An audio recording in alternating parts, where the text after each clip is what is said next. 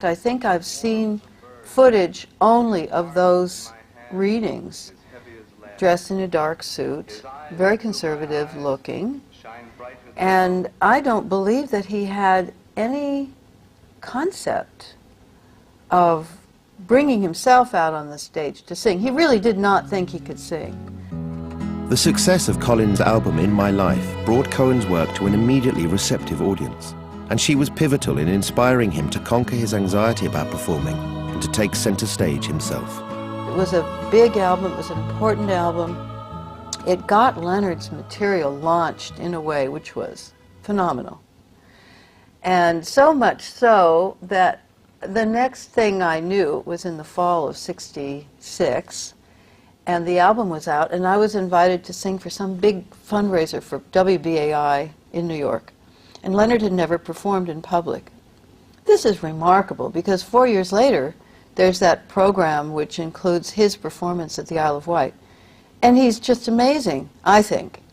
And when he stepped out onto the stage, I pushed him out and he sang Suzanne, and about halfway through he stopped and left. And people went crazy. They love that. You know, when you have any kind of trouble on stage, people are joyful about it. They love it. They think they're seeing the human side of Leonard Cohen or Judy Collins.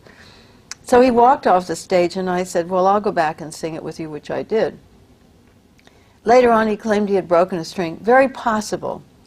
But in any case, from then on, whiz-bang, fabulous performer. And he grew very quickly into just an extraordinary performer.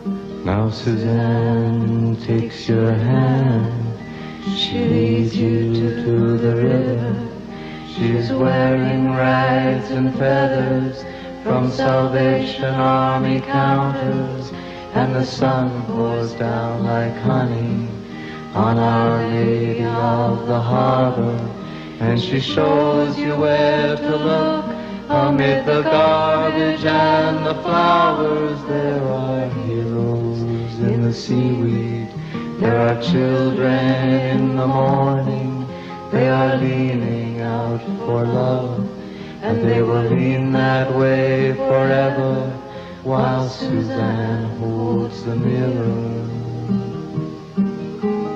And you want to travel with her, you want to travel blind, and you know she will find you, for she's touched your perfect body with her mind. Judy Collins is critical. I mean, she opens the door 10 inches and he walks in. And that's what's important, and gets the, things rolling with, John Hammond and Columbia Records and that whole thing. So yes, I think it was, I don't want to say a lucky break, but it was the right thing to happen at the right time. And without her, I don't think it would have happened in terms of the song-writing career and the performing career starting off the way it did at that particular moment.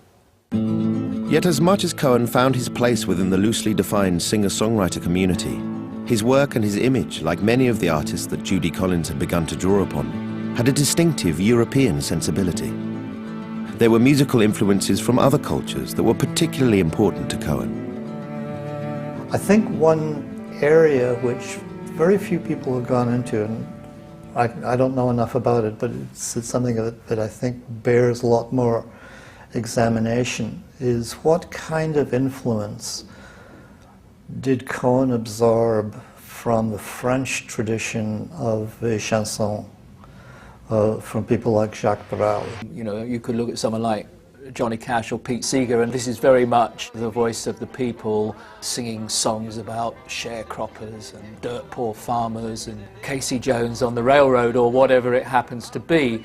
Brel was a much more literate and introspective songwriter, which, again, I think Cohen found hugely attractive on a temperamental level.